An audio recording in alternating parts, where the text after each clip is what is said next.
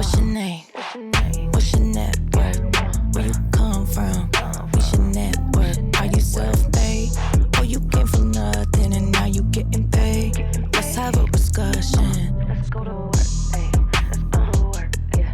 Let's go to work, ay. Let's go to work, let's go to work, yeah. Let's go to work.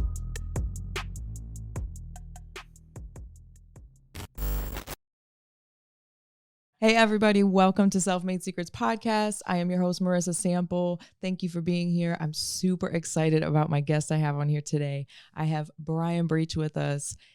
He is the viral guy. That is literally his name in his bio, the viral guy, right?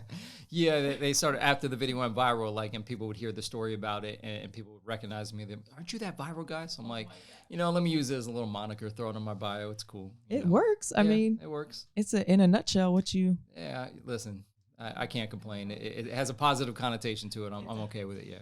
Yeah. So tell us a little bit about yourself. Thank you for being here. Absolutely. But yeah, tell us a little bit about what you do and who you are. Where you're from. For sure. Thank you so much for having me. Oh man, what do I do? I'm at the point these days I have no earthly idea anymore. I'm so I had made a post on Instagram recently, like never define yourself as one thing, because people like to pigeonhole you and put you in a box. I don't want to be put in a box. I do everything, and I'll continue to do everything until I'm considered like a mogul, like Diddy or something, So long story short, I mean, we can go further back than the music stuff, but yeah, I worked a 9-to-5 for a long time. I got fired from my 9-to-5 in 2008. Never looked back, never had a job since. So I continued to be an entrepreneur, opened up tons of businesses, failed a million times. But throughout that time, we were doing hip hop. We had a hip hop blog called GetThatPaperSon.com. We had an independent label called GTPS. We had tons of artists underneath us, and we got the opportunity to open up for some like major hip hop artists for a long time. I think it was like 2016, I released my last album, Matter of Fact. And basically I was like, I kind of hit my roof. I didn't feel like I can go any further in the hip hop world. I was kind of getting exhausted. So I don't believe in quitting. I believe in pivoting. So I already was verified on Instagram and Facebook. I already had a following, and I'm like, damn, what am I going to do? Like, how am I going to portray myself to the world now? So I literally made a conscious decision to start shooting comedic and viral type of video skits, pranks, social experiments. And I kept doing it. And I wrote on a whiteboard, literally saying, you have 1 year to go viral. And right before the year was up, one of my videos hit, and it went like internationally viral. It got picked up on Channel 7, I believe it was. And then I got calls from like CNN, Fox, ABC, NBC, Yahoo, and it just blew up. And I got messages from like Germany, Russia, Greece, Hawaii, and it was absolutely insane. But midway through that year, I was given the opportunity to do a TED Talk. So what I believe happened is the combination of my TED Talk and that video going viral got me speaking gigs across the country for the next year and a half. So I remember the first call I got about a speaking gig after my TED Talk. They're like, what would you speak about? And I'm like, well, my TED Talk was about how to survive without a job through failure. I could talk about being an entrepreneur. They're like, what else? And I'm like, I went viral recently. They're like, why don't you teach people how to go viral? And what the craziest part about it was the last possible thing that I ever thought would come to fruition from a viral video would be people asking me to speak around the country about going viral. So that's what happened. First place I spoke was in the Hamptons, this beautiful glass house mansion. And then I spoke to people about how to go viral and just talk about my experiences, my journey. And literally I shot viral videos, I think almost 2 years. And then I kind of pivoted out of that. I still kind of dabble in it, and I'll go back to it, kind of get my base back. But then I just started, being guest on podcasts and radio and all these things started happening, all these major opportunities. I started growing my business more. Then I started working on my own show, as you can see on the hat, called America's Gone Viral. And I partnered up with the chairman of the Tesla Foundation, Wilhelm Keshen, my producer on the show, Christine Curran, who's the host of the show Dining Divas, and then Len Davies, who's a famous director and producer that works at LA Castle Studios in LA, in Burbank. So we're all partnered up together, and we're working on the show, and we're creating a network to put the show on. So we're going in. We're like, you're going big. Yeah, we're really going big. So that has been my journey. All the meanwhile, I've had a social media business helping people grow their pages and doing content management for major brands and companies and things like that. I'm also an influencer now for Sneaker Impact, who they do such amazing things. They take old shoes and they recycle them, give them to people that really need them. So Sneaker Impact's a super dope company. So I got my hand in many, many, many pots. I guess, I'm a man of many hats, literally and figuratively. Yeah. So, yeah. How do you stay balanced doing that many things? How do I stay balanced? Got me a nice scale in my room. No, I'm just bad scale balance joke. How do I stay balanced? it's funny. No matter how much I do, I never feel like I actually made it. Excuse me. So like, I keep that in my head. I guess because I don't come from like a rich family, so I keep it in my head like, you still haven't made it yet. Get the fucking work. You know what I mean? Yeah. Like J. Cole's new album. I think he said, I forgot what one of the songs he said. Like, I'm at 100 million and still grinding. Was that it? If you remember that. So that's how I feel. Yeah. No matter how much I make, no matter how much I elevate up the ladder, I still feel like I haven't made it yet. So there's so much more work to be done. You know? Yeah. I feel like my life's just starting now, as opposed to like 10 years ago. It's crazy. Yeah. So, And I feel like timing is everything too. timing's everything. Well, you manifested. I'm big on manifesting Oh yeah. and writing things down and putting it out in the universe. But you could probably have never put all of this out. I mean, did you feel like after you said, I'm committing to doing this, I'm going to go viral. It happened. Do you think everything after that was just like timing and you took every opportunity that came your way, or Yeah. So was it a mix of that's such a good question. everything? So what it was is not stopping. So when people say manifesting, yes, of course, you're going to sit in your room, you think about it, you manifest it in your brain, but then you have to have action. I can't go to a gym and try to get abs by sitting on the ab machine and not moving. You know what I'm saying? Abs ain't going to come that way. So I remember thinking, damn, this video on viral was huge. It blew up. What the hell am I going to do to top this? So I kept like, we wrote down ideas, we jotted down ideas, we tried to figure it out. After that video went viral, I'm like, I mean, literally, how do you top a video that went internationally viral? So then I pulled some big ass prank at the Miami Heat game in front of 20,000 people, which took me 3 weeks to plan. It was crazy. It made the news the next day. Really? Prior to that, I walked into a Sawgrass Mall pretending to be a famous celebrity. Hired fake bodyguards, fake paparazzi, fake actors. We pulled up in an SUV, had people scream my name. Hundreds of people were asking for my autograph. It was nuts. So, and then I put up a billboard. So that was before the video went viral. But after the video went viral, I put up a billboard with my face basically on a naked body over I-95 in Fort Lauderdale. And then it said, I'm looking for a non-shady manager, but I'm becoming a bear, quote unquote bear. And the reason I was doing that is because the momentum was moving and I needed someone that can kind of propel me further than I can propel myself. And then I realized afterwards, not many people could propel me further than I can propel myself. So I didn't need a manager. But then we protested the billboard because it was up for a month. And that billboard, even though I spent a little bit of money putting it up, it got me more opportunity than almost anything I've ever done. And I'm still getting opportunities kind of off that billboard from the people I met from that billboard. Wow. So the thing is about manifesting is that when you have momentum, like people go viral over stupid stuff, throwing up in a pool or getting punched in the face and they end up on World Star Hip Hop or something like that. Right. That's cool. You go viral for that. But if you don't keep the momentum going, I mean, damn, even the girl that, she glued her eyelid shut or something like that, even she figured out a way to keep the momentum up off it. You know what I mean? Yeah. So I kept going. I kept shooting viral videos. I did not let the momentum die down until opportunities came to me. And the thing with opportunities is that, it is about timing, but you have to be prepared. You know what I mean? You have to have everything ready to go. And then when an opportunity presents itself, it's like, it's like being a rapper, right? You run into someone like Jay-Z. Okay. That's an amazing luck. That's amazing coincidence or luck. But if you don't have your verses ready, you're fucked. It's not going to do anything for you. But another rapper that comes in there with his verses memorized and not on a notepad, spits to Jay-Z and gives him an opportunity, you're good to go. So that's where luck and opportunity meet. You have to be prepared for those things. So I just kept going. I did not let the momentum die down. And it's been 2 years since that viral video, I think. And the momentum's still not died down. Look, I'm still on your awesome podcast. I'm still being inviting, because of the things I did in the past. And I've been in a ton of magazines and on covers, like blows my mind. Yeah. You know what I mean? I never thought I've been rapping forever. And then all of a sudden, people know me for a viral video. Like, what the fuck is going on? And are just learning from you about how to do viral shit. So I'm, it's a weird world we live in, That's but awesome. I believe that anything can happen. Like literally anything can happen in this life. You just have to, when you say manifest, you have to write it down, come up with a plan and move forward with it and don't stop. Don't just think about it. You got to move forward with it. Yeah. Do you have a lot more you're manifesting currently? Oh man, I'm manifesting everything. All the time. Yeah. I mean, I did I got a house. I did I'm working on this whole real estate thing a little bit. The network and TV show. And what's crazy about it is that like when I go into things having no earthly idea how to do it. I didn't know how to shoot viral, but no clue. I literally was like clueless. I started from the ground up and I do it with everything. I remember one morning I woke up and I'm like, I want to be an actor. So I remember I went on this site and I started submitting headshots and I got booked as like an extra in Bloodline, but I was a bodyguard in like a main scene on Netflix. And then I got put as a skateboarder in the Baywatch movie with Zac Efron. And I remember being there behind the scenes and a couple of people are like, oh, let me see your Instagram. And they see that I had a decent following and I'm verified and I've done all this stuff. They're like, then why don't you just get a gig? Why are you being an extra? I'm like, why not? I want to start. You got to start from the ground up. I want to learn it all. I want to learn from the beginning.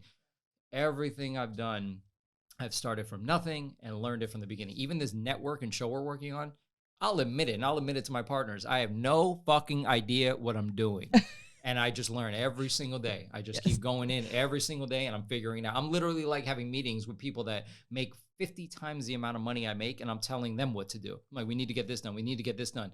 You just got to be an authority. You know, you have to, I don't want to say pretend you know what you're doing, but you got to take your knowledge and skill and apply it to the situation, you know? Yeah.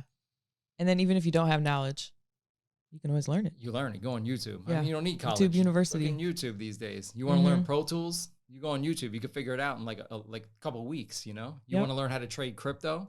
You go on YouTube, you figure it out. That's how I learned how to trade crypto. I mean, I'm not an expert by any means, but at least I know how to get on Binance and start moving numbers around because of YouTube. Right. So it is what it is. Yeah.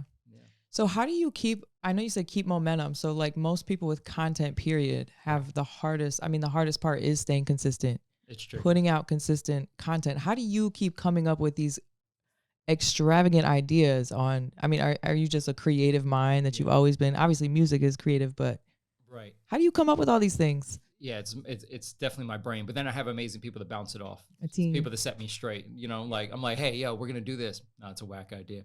No, but like if you know, it's just my brain. If you say right now, give me 10 ideas for my next podcast, like within 3 minutes, I'll have 20. That's just my brain is like this weird think tank. You tell me to do something, and I'll give you like 20 ideas, and I'll bounce them back to you. You know, you say, hey, I'm writing a book. Give me some book titles. I'll have 20 in the next 3 minutes. You know.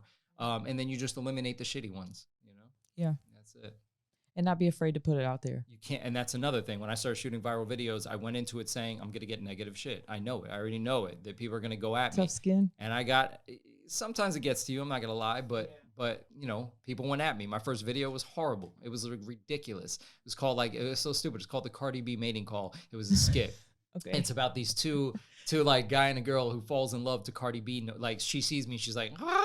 And I'm like, oh, and the girl's like, ah, and bro, it was fucking horrible. And then we did some like stupid ass dance at the end, but it ended up getting like 170 some odd thousand views. And I'm like, damn, if this shitty ass video I did can get this much, and I'm getting this much traction, imagine if I shot some like real stuff.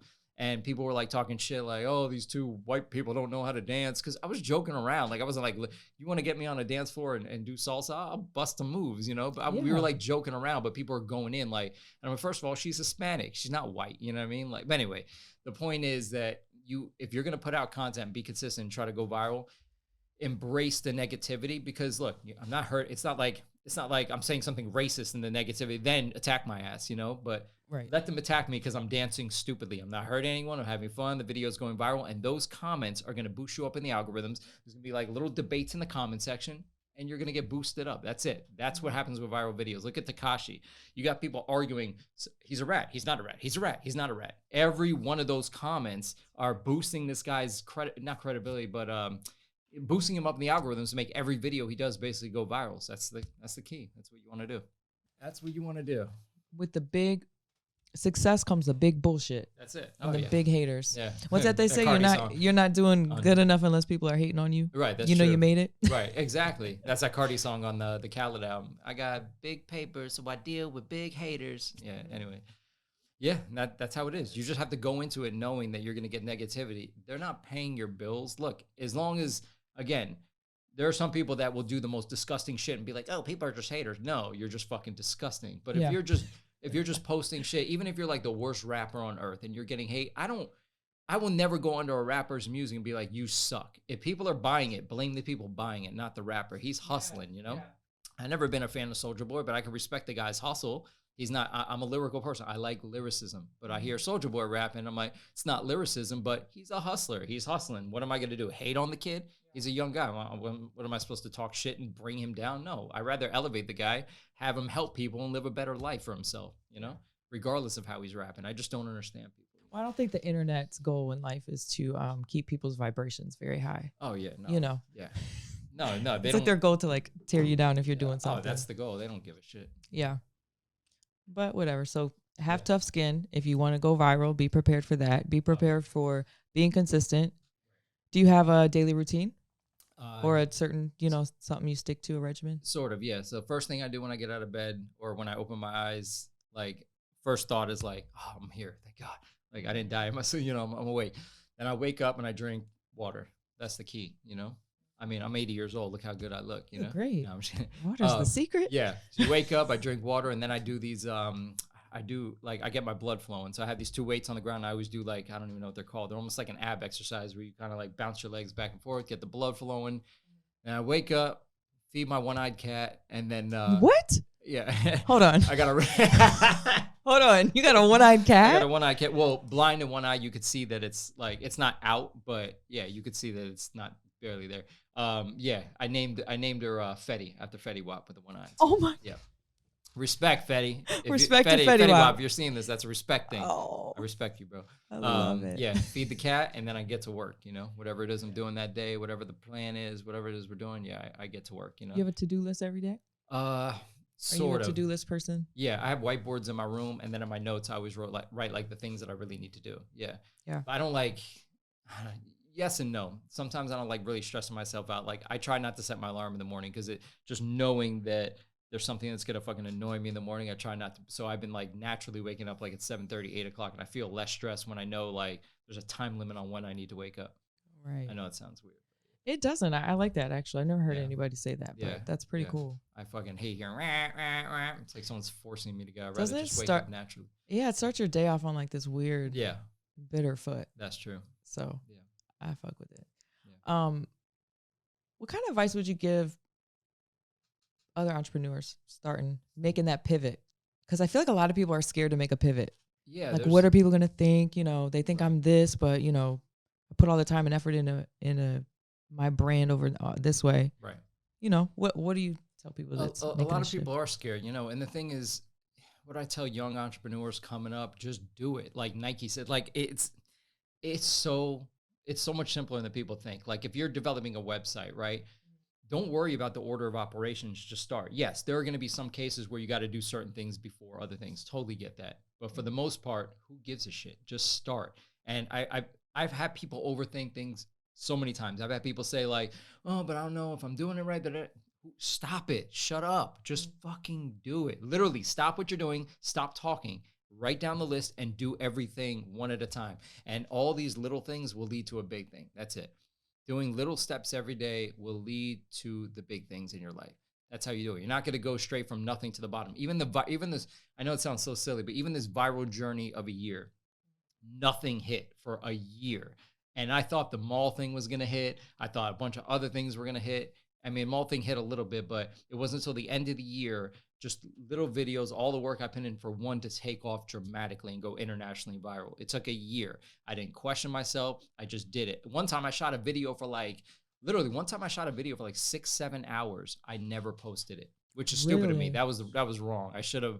I've done that though. Yeah, you're supposed to just post anything. It was stupid, but I made mistakes. I didn't like it. It wasn't as funny as I thought it was going to be, but you just have to do it. You just have to get in there. You have to learn. That's the thing with life. Once you start going in on one thing, you start realizing all these crazy things start to happen. Like if you're broke, you have nothing going on in your life. You wake up depressed. I need to make $5,000 today. If you really put your mind to it and you start networking, you get on Instagram and you trade someone's services for something else, or you ask somebody, hey, will you give me a referral? Will you give me a referral fee if I refer people to you? And you spend 12 hours in that day trying to get people to that person, I guarantee you'll figure out a way to make $5,000. It's just how life is. You can make anything happen from nothing. So when people sit there and they're like, nothing's going on for me, and don't get me wrong, I've been there. I've woken up even during my height and I'm like, fuck, nothing's happening. It's stressing me out. Nothing's happening. You just make things happen. This is life. Anything's possible. I mean, you've seen what happens in this world. Yeah. I mean, look at freaking Tony Montana and Scarface. He had nothing. He's fucking broke. This guy's got a mansion on South Beach or Miami, Yep. I was just watching something on Scarface earlier. That's why.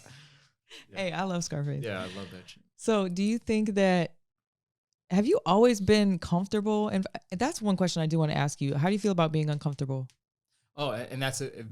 Is that all go into that? Every time that I've been uncomfortable in a scenario, especially my TED Talk, that shit was rough. But especially when I'm uncomfortable, those videos do the best. And okay, so I'll give you an example. My TED Talk, nobody knows like the behind the scenes stuff, but the behind the scenes stuff was like my mouth kept going dry. I kept getting nervous. I remember right before I went on stage, I'm literally rotating water, throat lube, no joke, and Ludens. Throat lube, what's Yeah. that? You get it at Walgreens for dry mouth. Oh wow! Because I like couldn't control it. It was like kept happening. fact, So I'm, throat like, I'm about to lube. go on stage and do my. I know. I'm about to go on stage and do my TED talk, and I'm like, and they're like, "What are you doing?" I'm like, "I'm gonna fuck up." Like I was so nervous, but I noticed that the more uncomfortable I was, the better off. The further I went, the more views I got. You know, when I did the whole even the social experiment where I pretended I was a homeless guy. I mean, I was literally like terrified. I was like shaking. When I did the heat prank in front of 20,000 people, my heart was like go go go go go go. Like I literally I would just wanted to throw up. And you know what? That got me a million opportunities. So every time you put yourself in an uncomfortable position, I promise you, those are the times you're growing, and those are the times you're gonna go way further in life when you're in an uncomfortable position. It's so important. Like I can't even so tell hard. you. It's most people don't want to be in uncomfortable situations. You know, naturally you're like, oh, You can't grow. I mean, Right. I mean, you can't grow if you do the same thing you're used to every day, and you're in your comfort zone all the time, the same thing every day, and it's just easy. What are you learning? You've already mastered the thing that's easy for you. You're not learning anything. But when you step outside that comfort zone, I mean, what Will Smith, he said, the life that you want's on the other side of fear. If you're not in fear, you're not going to grow. Even when I put up that billboard, I mean, you think I wouldn't be nervous putting up a billboard. I'd be in my house sleeping while the billboard's up, but just knowing that my face is on a naked body over 95, all I kept thinking is like, people are going to think I'm fucking crazy. Like, and I got messages, people who thought I was nuts, you know what I mean? But that billboard led me to my partners for my TV show, my partners for the network. It got me on another TV show called Dining Divas as a feature, you know, as a guest spot. I mean, but there were people like, Brian, what are you doing? Like, you spent this much money on a damn billboard. Like, what are you doing with your life? And I just knew in my heart that if I put myself in these uncomfortable positions, it's going to get me opportunities. One of my best friends kept saying, you're fucking wasting your time. You're wasting your money. And I love him to death, but he was concerned about making money. I was like, listen, man, you got to spend money to make money. It made me nervous to spend this kind of money on a billboard, but I mean, we're going on more than a year and I'm still getting opportunities off it. So yeah. I think I made the right decision, and I was uncomfortable. And then, you know, I protested the billboard, and that was even more uncomfortable. And the heat prank was uncomfortable. And me walking into the mall, pretending to be a celebrity, my heart was racing. Like I wanted to like puke. I was like, fuck, people are going to. You stage fright? Are you a stage fright person? Sometimes, Or even when I was music? When I was rapping, there were certain times where I felt super comfortable, and I'm like, I'm ready to go. And then there are other times, like, I remember this one show in Orlando where we went on like a mini tour with Smoke DZA. I don't know what it was about that night, but like I got these butterflies and it just didn't stop, and I killed it. You know what I mean? Like nothing happened. It was perfect. And I just want to smack myself for being like, what are you doing? Stop being nervous. But I think it's like some people just have that natural reaction. It's not my mind. It's always, for me, it's never my mind. It's like my body nerves. Yeah. And like, I can't stop it. But you know what? Once I'm done, oh man, opportunities always come. So I know for a fact that when I get in these uncomfortable positions and I'm nervous and my body's shaking, I want to throw up, I know something good's coming right after, because every single time. That's deep. Yeah. So do you think you've had a lot of growing pains over the years, or it just went viral, what, 2 years ago you said? Yeah, I think it was 2 years on Christmas. So since then, oh, that's a great Christmas present. Yeah. So since then, have you had to grow out of relationships in order to get to the next level? Yeah. Like the people around you, have you had to make big changes or? You know, it's funny you say that. There's a song I did with Mickey Fax. I forgot the line. I said something like, I plan to be the best, even if it means success becomes before the people that I need to be the best. And like that line gives me chills, because it's like, damn, I need these people to be successful, but I'm cutting them out in order to be successful because I think that's what I need to do.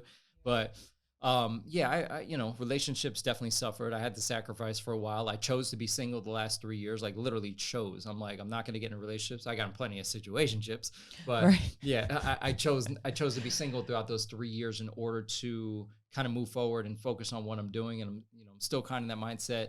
I know there was times where like, I feel like I wasn't texting my nephew as much, my sister as much. And I just knew where I would, I knew that I was in a mindset where I just need to get shit done. I didn't need any distractions, but family's always gonna be my family. They'll always be there. But yeah, there were times that there were some growing pains and, lonely nights. There's many lonely nights when you're trying to make something happen. And then there's a lot of self-doubt. You sit there night after night, like you see the light at the end of the tunnel, but you have no earthly idea if you're going to get there or not. And there are days like, even with this network and this TV show, I mean, we've been working on this shit for months already, months and months and months. And we take 2 steps forward. I mean, we take one step forward, 2 steps back, and like I feel like I'm never gonna get there. We were trying to get to LA Castle Studios to shoot for a while, and we're still not out there. And it's like, fuck, like, is this really gonna happen? Should I keep putting my time and effort into it? But I believe in myself. I believe in the people that I'm working with, and I believe that if you just go hard enough, something's gonna happen. So I don't quit and I don't give up, no matter how many stressful nights I have. Yeah. Because that's a natural feeling. No matter how much you manifest and you do believe it as a human being. Oh yeah. We all have self-doubt. Oh, we all have self-doubt, yeah. But that's when you got to put your foot down and be like, yo, remember who the fuck you are. Right. Get up and go get it. And you got to leave like what I do. And it's funny, like you think you would just know this stuff. I always forget a lot of times why I started. I had like specific things in my head, like this is why you're starting, whether it be you're doing it for your family, you're doing it because you want your own show, you're doing it because you want to be a mogul. Like I have to write these things down, or I promise you after 3 months of going in on something, I'll be like, wait, why the fuck did I buy this property again? What's my goal here? I have to write things down because I forget. I have motivational quotes all over my wall. From the minute I wake up to the minute I go to sleep, I have to keep it on my eyeliner or forget. Even when I'm in the car, I play specific music, specific songs that'll trigger the reminder for me why I keep doing this, like that feeling that it brings back. So everything on my eyeline from the minute I go to sleep, even when I'm I have this thing in my bathroom, literally I'd be taking a piss and it says, do not give up on your dreams. Every time I'm using the bathroom, I'm like, I'm not going to give up today. Yeah. I'm glad I came in here. Glad I came in here to pee today. Yeah. Oh my gosh, I love it. So never give up. Never give up. Never, even though you're going to doubt yourself, you're going to go through bumps. Right. It's how you come after the bumps. Right. That's the most important. That's the most important thing. Yeah. What do you think about people that think they aren't smart? Being successful. Do you have to be the smartest person in the room to be successful? Definitely not. Absolutely not. Or period. Yeah, no, I love my nephew to death, and I tell him this all the time. I'm like, listen, man, like, yeah, there are people that have better memories than other people. That's cool. But if you want to become a brain surgeon, it may take somebody 5 years. It may take somebody 1 year. It may take you 5 years. But guess what? You could both get to it. You could both do it. It doesn't mean anything. The person with the most talent is not going to win over a person with less talent and more ambition. It's not possible. So if somebody walks into a recording booth and Diddy and Jay-Z's there, they have a voice of an angel, but they don't work on their album, they're not going to succeed. But if somebody has a mediocre voice and Jay-Z and Diddy's like, you have a mediocre voice, but you're a fucking hustler, who do you think is going to get that record deal? The person who's a hustler. I don't give a shit if you're the most talented person on earth. If you can't hustle and you don't have a grind and you don't have ambition, you are not going nowhere with it, anywhere. Yeah. So you need that ambition. Yeah, that's the key. That's the key to success. Do you think before all the viral shit and everything that's happened since, did you have a big, the day you were like, you know what, I'm going to commit to this and really do this shit. Yeah. Did you have the big picture in mind? Did you have that plan? Like you said, how people get that, they get the recognition, then they don't know what to do with it afterwards. But did you have that vision in your mind? It's funny. Like I sort of did, but I sort of didn't. I never thought after going viral, really, to be honest with you. I was like, I'm going to make a video go viral. And I was so close so many times. Like I felt the momentum picking up. Like even with that stupid ass Cardi B video that I did, I got it in front of her. Like I made it happen. I had her makeup artist or something like that show her the video. And then I got a message saying she just saw it. And that was around the time she was posting a lot of fan stuff. And I was like, I called the girl who was in the video. I'm like, yo, we're about to go fucking viral. Cardi B is about to post it. She just saw it and she loved it. Never posted it. And that was my first video. A year later, it took me another year. So yeah, it's just about being consistent. But I had a vision that I'd eventually go viral. I never thought, I'm very glad it was the positive one, but I never thought what I would do after a video goes viral, how to keep the momentum up. But after it went viral, I kept calling my boy. I'm like, bro, CNN just called me. Next day, I'm like, Fox just hit me up. He's like, holy shit. Next day, I'm like, yo, Yahoo just put me on the front page. And Miami Herald just threw me. Anyway, it was just bizarre. I didn't know what I was going to do. All I thought to myself was, how do I keep this momentum up? What do I do? How do I go bigger now? And we just kept figuring it out. We just kept doing stuff. And then that led to all legitimate stuff, thank God. You know, these cool podcasts, being on radio and speaking gigs, paid speaking gigs. It was nuts. So I flew to Vegas to be on the Brad Lee podcast. I mean, I was very fortunate around that time. And I haven't let the momentum die down since, Yeah. What do you think your biggest loss was? That biggest L you took? Jesus Christ. I mean, my life has been a roller coaster. I mean, I've had a lot of deaths just from start to finish. I mean, those weren't my personal losses, but losses to me and kind of made me move, kind of made me feel a little jaded sometimes about life. But my biggest loss was a lot of my failures in business. I mean, damn, we started a big printing business. Things started going well, and we got kicked out of the building because we didn't sign a lease. Because we didn't sign anything. Literally 9 months of work put into this place. I mean, we spent thousands decorating. We had a shower in there. We had built a whole studio a studio where you couldn't just take the booth out. We spent like $2,000 building a whole booth. We just had to leave it. So I mean, that was a huge L. But you know, I mean, I've had a couple of arrests in my life. Those were bad. Arrests? Yeah, I've had 2 arrests in my life, and that hindered me. I mean, that was around the time I had my 9 to 5, and midway through my 9 to 5, I got arrested. They never really knew about it. I kept it quiet, but then after I tried to get a job, after I was fired from my 9 to 5, they told me to work in this. They're like, hey, we love you, but you're not focused. You're doing music too much. You're not paying attention to what's going on. Maybe if you go to a different department, you would do better. So I tried to get hired in this different department in the same building, and they wouldn't hire me because of my arrest record, which was from 2 years before, and which I've continued working in the same building for 2 years already. So I'm like, damn, I'm never going to get hired again because of these arrests. And I never went back to work ever again. So that was it. That hindered me, but it also made me a better entrepreneur, because when you have an option to go back to a 9 to 5, you're a little more comforted. I didn't have that option. I knew no one was going to hire me. I probably couldn't get a job at McDonald's around that time. And I knew I wasn't going to get hired. So it forces you to level up. You're like, holy shit, I can't fuck around now. Like, I can't get a job to make money. I have to figure out a way to make money. And I did. I didn't always do the right thing to make money, but I figured it out. I did some stupid things. And then we started the independent label. We started making money that way. We started throwing shows. Instead of waiting for people to put us on shows, we became the promoters on the shows and started booking these big artists like, Cannabis and Inspector Deck and Keith Murray and De La Soul. We were booking the artists, and then we were opening up for them. So that was one of the first ways I was able to make money. We started a social media business and started a printing business and opened a studio, and was like failure after failure after failure after failure. Learning after learning after learning after learning. It was nuts. So yeah, I took a lot of L's. But you know what? You got to fight forward. Yeah, absolutely. You know what I'm saying? That was your turning point then? That was, you think? That took me down a whole nother crazy path. But yeah, that was a turning. I would say that was a turning point a little bit. That kind of sharpened me up a little bit, Yeah. But really, once I realized things can, once I realized like my entrepreneurial world, I think was after the printing business shut down, and I realized I can make money off social media. Once I realized, because we started learning how to build social media for all our artists, and my boy, one of my best friends, Lex One, is my business partner for a long time. He's like, well, if we could build all these social media for our artists for free, we can make money off it from other people that want us to grow social media accounts. So then we started running like hundreds of Instagram accounts. I was growing Instagram accounts for like politicians, models, actresses, businesses, yoga companies. I mean, shit, I had like 150 or something on my program, just growing. So I'm like, damn, all right, there's money to be made on social media out here. Oh yeah. Thank God for this check mark. Yeah.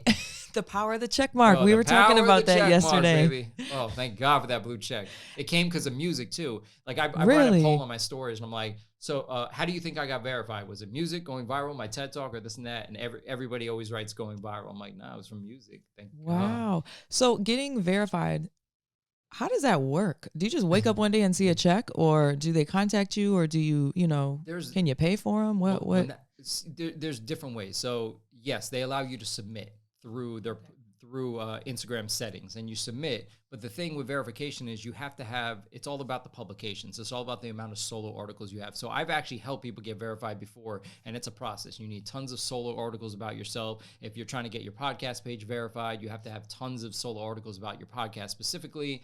Sometimes they want to see a Google Knowledge panel. Sometimes they want to see a Wikipedia. Sometimes they want you to be verified on Facebook first. I was verified on Facebook first, which gave me a higher percentage of a chance in order to get verified on Instagram. But now it got a lot harder. So it's all about getting solo publications about you, like full articles. Like I've had somebody that wanted to get verified through me or for me to help, because I learned the process now that I'm verified. And she's an actress, been in a lot of TV shows, been on some movies, but she only had like mentions about her. Like it would show her and her castmates, and it wouldn't be like full stories about her. And I was like, that's why you're not getting verified. I've had celebrities hit me up to try to get verified, and they can't get it because there's no like massive full articles written about them. It's just like mentions. Oh, they were in the NFL. They did this. They would do that. It's no like real full stories. When you submit for verification, Instagram's going to Google you, and they want to see that like you're legitimately, something serious in order for them to verify you. For you to get it. Not that you're, I'm not minimizing it. There's plenty of people that are amazingly serious that should be verified, but that's just their qualifications. I don't control. On their end, that in on their Instagram's end, in their terms, They don't care who you are. They want to see that there's like 3-4 pages of Google about you. Wow. Yeah. So you must have good relationships with all these, publication companies or magazines and all that. Yeah. When I started doing social media, I kind of moved into PR as well. So I helped people get solo articles. I was helping people get verified. So it's and that all happened during the pandemic. So that's another thing about growing and pivoting. So I'm going through the pandemic. I'm helping people grow Instagram pages, but I think I should expand my social media business and make more money. Why am I only doing Instagram? And I got into the publication realm. I started making a lot of money that way. And then I started helping people get verified. Started making a lot of money that way. And I just started my octopus tentacles came out of me. I'm like, and I started figuring out more ways to make money off social media. And that's where the money started coming from through the pandemic. And that's one thing. The pandemic was horrible, obviously, but like one thing that I learned from the pandemic is when everything out in the world shuts down, you go online. That's where your money gets made. All these doors shutting down, all these restaurants shutting down, you got to figure out a way to do it online. And I would always post on my Facebook page, I'm like, guys, this is an opportunity. Don't look at the pandemic as you're fucked. Like, look at it as an opportunity to figure out ways to make money offline. So if the world's ending, we still have the internet. We still have social media. There's still ways to make money out here. You don't need a brick and mortar store anymore. Not in all cases. Someone's going to hear this and be like, oh, I have a club. Yeah, I get it. There's restaurants, there's clubs. It's tricky for sure. But there's a way. I know people that started literally sewing masks out of their house became millionaires, giving it to NBA players and fucking football players. Like, you have to figure things out. You don't have a choice. Yeah, I was going to say a lot of people came up during the pandemic. A lot of people were fucked up, but a whole nother group of people came up. Oh, 100%. Whether it was, stocks or crypto or, sure. The internet, like you said, but people that got rich. People got rich. Yeah. It was a pandemic. It was a band, yeah. For a lot of people. Band. I got it. Yeah. Pandemic. I like that. It's cool. I never heard that one. Yeah. Really? I never heard bandemic. I heard it on the new Migos song. Oh, okay. He said they turned a pandemic to a bandemic. And he had the money phone. Slide the pandemic in there. You almost would have sounded, right on point. Pandemic. I made it through. You gotta listen to that. Yeah, put your spin on it, you know. Yeah. So you seem like you really like helping people. I do. You make money from it, but you just seem like, what's your sign? Scorpio. Oh. Yeah, every time I say Scorpio, people give you that look. Oh. Girls would be like, oh, so you're passionate, smart, intelligent, you're good at sex. I'm like, that's pretty accurate. Yeah, you're right. Yeah. That's what I hear when I hear like a girl. Scorpios are great people. Just don't fuck with them. Yeah, true. They'll sting you. But there are some girls that like really believe in that, in the science of like, you're a Scorpio. I gotta stay away from you. Especially right now. Yeah. It's never been as big as it is right now, I think. No, everybody I talk to is like really a believer in the crystals and the signs. Even the last 2 people I've been hanging out. Yeah, no. And that's cool. I'm one of those people. No, that's cool. I believe there's relevance to it. Absolutely. I believe it could lay a good foundation, but some people take it a little bit far. I've heard people talking about like they don't make life decisions over it. And I'm like, I don't know about that. But yeah, I do believe that it's a nice little foundation, Yeah. And everybody obviously is different. Oh, yeah, for sure. And there's a lot more that goes into that than just your sign. Oh, yeah. But yeah. It is funny how similar, like, I don't know. Yeah, no. All that well yet, but I'm sure you have some Scorpio stories, traits. And, oh, yeah. No, you know what I mean? Scorpio traits, yeah. Yeah. A little too much, maybe.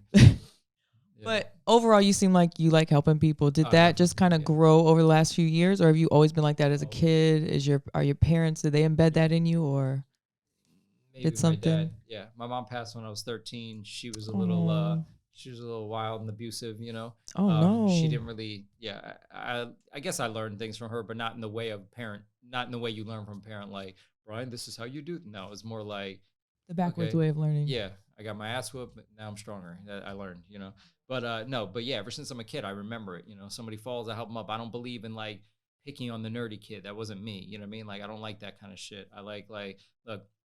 I hate that shit. I hate that shit. Like, we're all like, you're made however you're made. It is what it is. Like, don't make fun of someone for something they can't control. If you don't like the way they look, or if you feel like someone's overweight or too skinny, you know what I mean? Like fuck out of here. Leave me the fuck alone. And why does it bother you so much? What does anyone care? You know what I mean? Like, it's ridiculous. So ever since I was a kid, I could just remember, like, if somebody falls, I help them up. I don't believe in this bullshit. Like, oh, fuck this person. I don't like that. So ever since I was younger, I always had those like helpful traits. I believe, and the thing is, we're here once on this earth. And I told my nephew this recently, like, yeah, we all want to make a lot of money, but if you die, nobody's going to remember you for being the richest person. They're going to remember you from how you touch their individual lives, you know? So if I die, right, and they start talking about Brian Breach, people are going to remember the specific incidences in which, in which I help them or I motivate them or the things that I posted. Yeah, maybe there'll be some bad stories out there. Some girl I may have wronged when I was 21, but like for the most part, people are going to remember me for spending time in my DMs, like giving advice or helping people. So when I die, someone's gonna be like, oh, I remember that one time. I never spoke to Brian Breach a lot, but I remember that one time, like he gave me advice about, music or this and that. Like that is what people are going to remember you for. So I don't want to be remembered for being the piece of shit.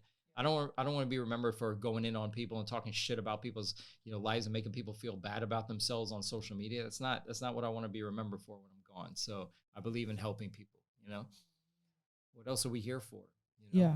Got to give back. The world's fucked up enough as it is, Totally. You got to have some kind of positivity here, Absolutely. So you answer your DMs? Mm-hmm. I'm all about my DMs. I always hear whenever I talk to entrepreneurs or even just, influencers. Yeah. A lot of them say they got to where they got because of DMs. Oh, yeah, for sure. Because of just hitting people up. And a lot of people are scared to do that and reach out and be like, hey, what's up? So what stands out to you the most if somebody were looking for advice? Because you probably get a million DMs. I get a lot of DMs. Is there anything, once you open more than that would make you want to open it? Like a first couple words or a video message or, The one thing I hate, like that I actually tell people not to do is like, if it's a music artist that wants me to hear his music and he doesn't say, hi, how are you? Hope you're having a good day. I check your stuff out. I like it. Can you listen to my music? I'll always listen. But if you just send a fucking link, I hate that shit. Or if you just write me like hi or hey, that kind of annoys me. If you're going to write me a DM, write it with a purpose. Even if you want advice from me, but like, just have some social media etiquette. People are so used to being able to just send messages to anyone and have access to anyone that they forgot etiquette. I will never just write someone like, yo, what up? And that's it. Like, hey, what's going on? Like, if I was writing you, I'd be like, hey, it's a pleasure to meet you. I checked out some of your podcast stuff. It's awesome. I like what you're doing. If I want to be guest on it, hey, would it be cool if I could, or something like that? You have to kind of lead up to it, bring some value to someone first before you just start asking favors. But yeah, for the most part, as long as you come at me in the friendly way and you're, come at me in a friendly way and you're respectful, I'm writing back 99% of the time, That's awesome. Because I know that is a big thing that I've even second guessed before. I've been like, I don't know. And people are like, well, we'll send I've been sending video messages. Like that's been my thing. Well, if I met somebody one time I think and that's dope. I'll just be like, and you're running back around, circling back and being like, hey, I don't know if you remember me. I'm just putting a face to a name. Right. It's actually really, really been working out for me. I just want to say if anybody's considering that's been a winner for me. But that's the right way to do it. So what advice would you give about networking in 2021? Networking on social media. I'm very big. So I have a friend named Scrap that I met on Clubhouse. Are you familiar with Clubhouse? I am. Yeah. So I'm on Clubhouse a lot, or I was a little bit more. But I got a friend named Scrap. He always talks about social digital currency. So when you're networking on social media, just don't immediately write someone, hey, I need a favor. Oh, you have to bring value to people's lives in order to ask for a favor. Don't get me wrong. Yeah, sometimes you could just come out the woodworks and ask for a favor, but bring value. So when you're networking with someone on social media, shoot their pictures a couple likes, let them get familiar with who you are first. Let them like some of your pictures back, drop some comments, look at their stories so they see that you're kind of like involved in their day to day. Then when you write them, don't just come out, yo, I need a favor, or yo. Nobody's going to respond if you just write yo. We're all busy people. Yo doesn't do anything for me. You know what I mean? Yeah. Come with a purpose, but make sure, and I don't mean like adulation or anything like that, but, hey, yo, pleasure to meet you, man. I see you're doing awesome things. I checked out your TED Talk. I checked out a couple of your posts. You're super cool stuff. Yo, can you just give me a little bit of advice on speaking? How do I not get nervous before I go on stage? And bro, I will take 99.9% of the time, I will take my time out my day to answer that question or send a voice note or help somebody in that world. So when you're networking on social media, just be respectful, give them some social digital currency first, be respectful. Don't just write one word and expect them to write you back. I've had people write me, yo, I don't write back. Yo, I don't write back. Yo, I'm like, come on, what are you doing? Like, write me something of significance and I promise I'll write back. So, in the world of social media, I mean, obviously, world's getting back to normal. You network by meeting someone in person. When you're done meeting that, that person in person, write them a DM. Hey, it was great meeting you. You know, there's ways to network where it comes across genuine and it kind of leaves a long lasting connection. But social digital currency, from my boy Scrap, he always says it.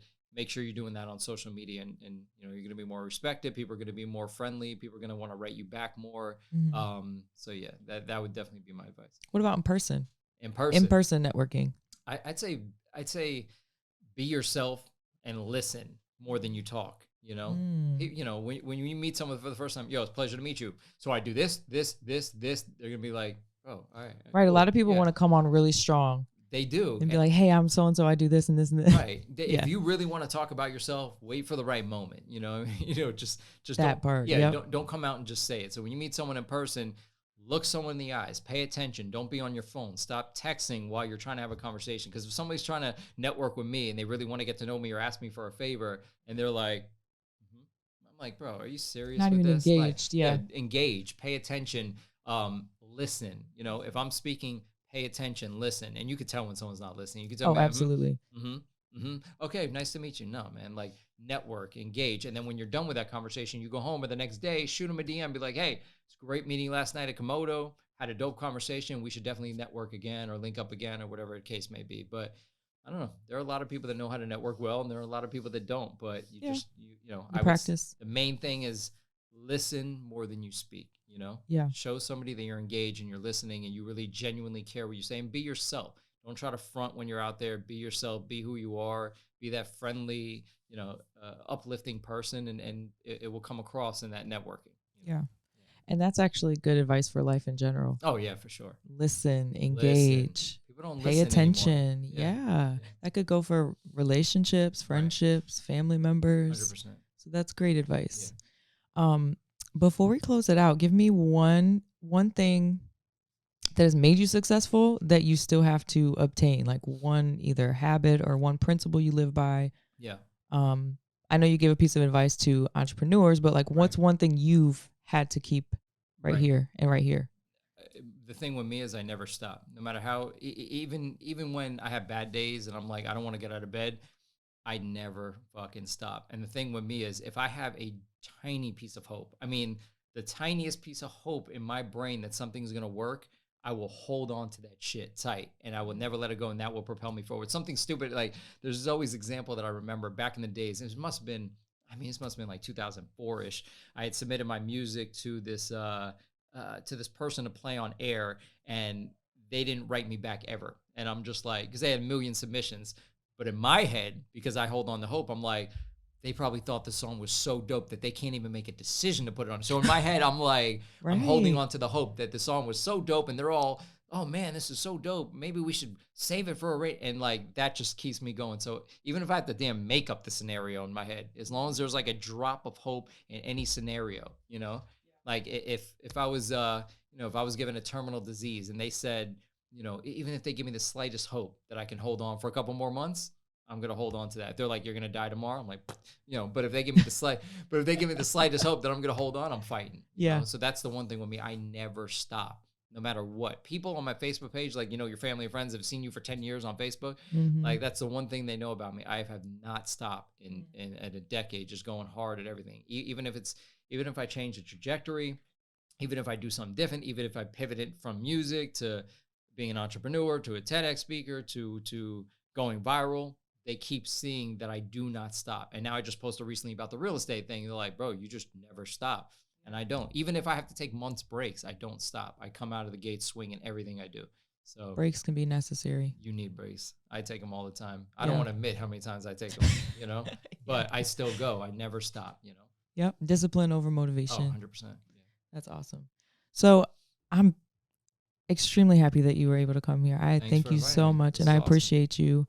Let everybody know where to find you, all your socials and everything. Man, where am I now? So Instagram's always the main hub, Brian Breach. You know, I got my Twitter, Brian_Breach. Facebook, I think, is Brian Breach03. Clubhouse, Brian Breach. But the main one's really Instagram. Everything's Brian Breach across the board. Yeah. TikTok? You know, it's funny. I got verified on TikTok, and then I just stopped posting. It was the dumbest thing. I'm like, oh I got verified now? I'm out. Right. So stupid. But yeah, no, I'm getting back on there. Brian Breach on TikTok. Yeah. I'll be back on TikTok soon. Okay. You heard it. It'll be back on there soon. Yeah. All right. Thank you, everybody, for watching. I appreciate you. Remember to stay positive and test negative. We're out. You know what I'm saying? Especially that last part. What's your net worth? Where you come from? We should network. Are you self-made? Or you came from nothing and now you getting paid? Let's have a discussion.